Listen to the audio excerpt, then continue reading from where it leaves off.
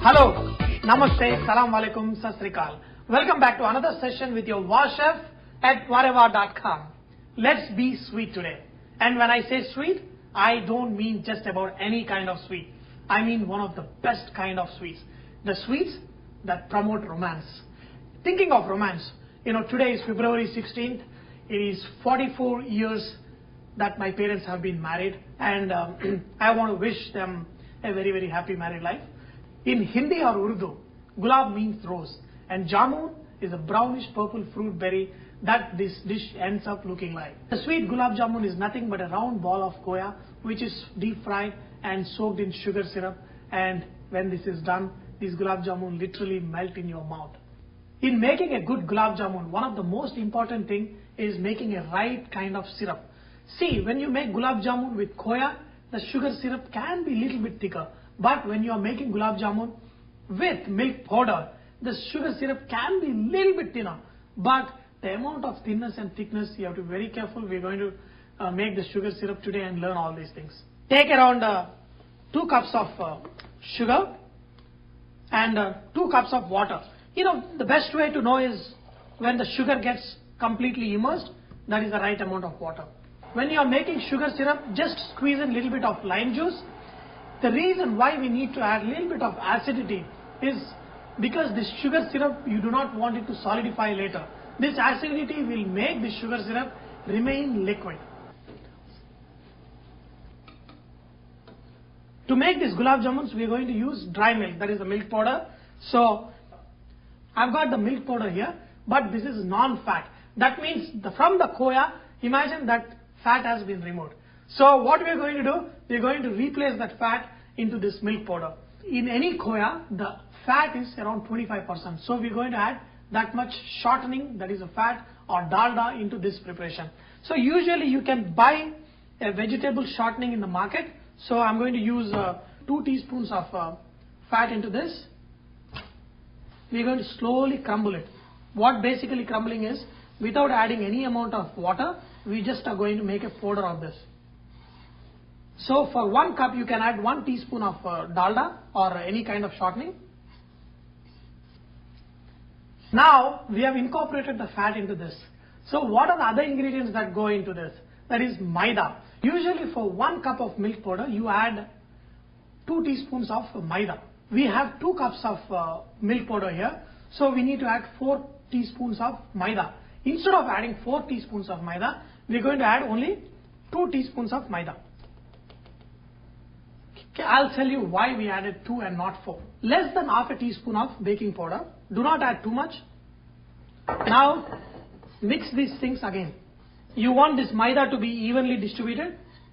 When you eat a Gulab Jamun, it doesn't have too many holes in it, or it is too light or anything. You want to have a solid khoya kind of consistency. So what we did, we reduced half the amount of maida, and to kind of give that khoya kind of texture, what we're going to add is suji. Okay, what I did, I soaked the suji in a little bit warm water for like 5 minutes. Drain away any excess water that is there. But remember one thing, you have to be very careful in adding. Remove all the moisture and add it, and very slowly mix it. Okay, it has to be evenly distributed. Same thing, we are going to make nice crumbles out of it. See, the reason why I am mixing like this is I want the suji to totally disappear into this mixture, and I do not want the suji to remain as solids anywhere. Now this mixture is all ready to make into Gulab Jamun, but now we are not going to knead this dough. For the Gulab Jamun mixture, you never have to knead the dough. All you have to do is add a little bit milk and slightly mix it and leave it for 5-10 minutes. Okay, so I'm going to sprinkle a little bit of milk, just to sprinkle a little bit of milk, and then slowly it will start becoming solid. See how it is becoming like khoya crumbled. Now slowly it will become into a nice ball. Now look at this. This is not become like a dough. A dough is expands. This is not expanding. It is breaking into small pieces very easily. So that is the right consistency for making Gulab Jamun. Okay, if you have ever seen a khoya ball, it will just look like this and it is very nice soft. Just take a cloth or something and just cover this dough for a few minutes. And in your sugar syrup, add a little bit of rose water, that is flavoring that goes for a gulab jamun. Add a little bit of rose water. After you rest it for like around 10 minutes, just divide into small balls. You should be able to just break it. Okay. If the amount of moisture is too much, it will stick to your hands, and if it is the right quantity, it will not stick to your hands at all.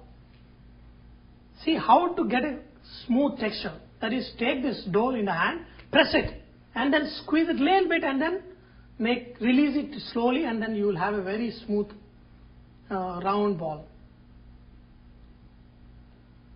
Okay. So I'll show you once again. Just put it in your hand, squeeze it, and then press it and rub, and then just slowly release it slowly. Now these things are ready, so let's fry these jamuns. Now the most important thing, that is frying the gulab jamuns. If you fry it in too hot oil, your gulab jamuns will be cooked from outside, inside they will remain raw. So I'm going to show you most simplest and easiest way how to fry these gulab jamuns, and you will not go wrong if you follow my instructions very clearly. Okay, how to know if the oil is hot enough? Just take a small piece, put it inside. See, now you can see it is not bubbling right away. It is going and settling at the bottom, and you're getting small bubbles. In fact, this is hot than what I need. So I'm going to reduce the flame even more. And another way of reducing the heat is just add little bit cold oil. Okay, now if you see, there is a small dough I put, it is taking time to float up. Okay, it is not floating right away up. That is the right temperature that you need to fry gulab jamuns. What you have to do for frying gulab jamun is, take a wooden spoon and rotate the oil. I am rotating this oil because when I add these jamuns inside, these jamuns will nicely rotate and get nice color. So I'm just going to add one. This is a very good temperature for the frying the gulab jamun, so I'm going to add more. Okay, at the same time I'm going to keep this oil rotating. These gulab jamuns will float on the top only when they become nicely swollen. Just keep rotating this oil a little bit.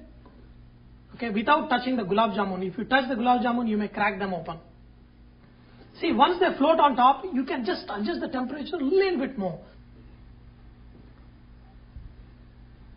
See, by continuously stirring, you will get very nice even color. It should take around 7 to 10 minutes for these gulab jamuns to be ready. If you cook faster than that, your gulab jamuns will not be cooked inside good.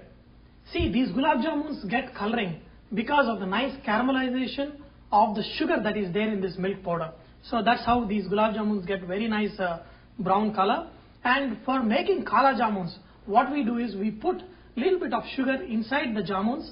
So when you fry them, the sugar comes out and it becomes little bit black, and then that's what you call kala jamuns.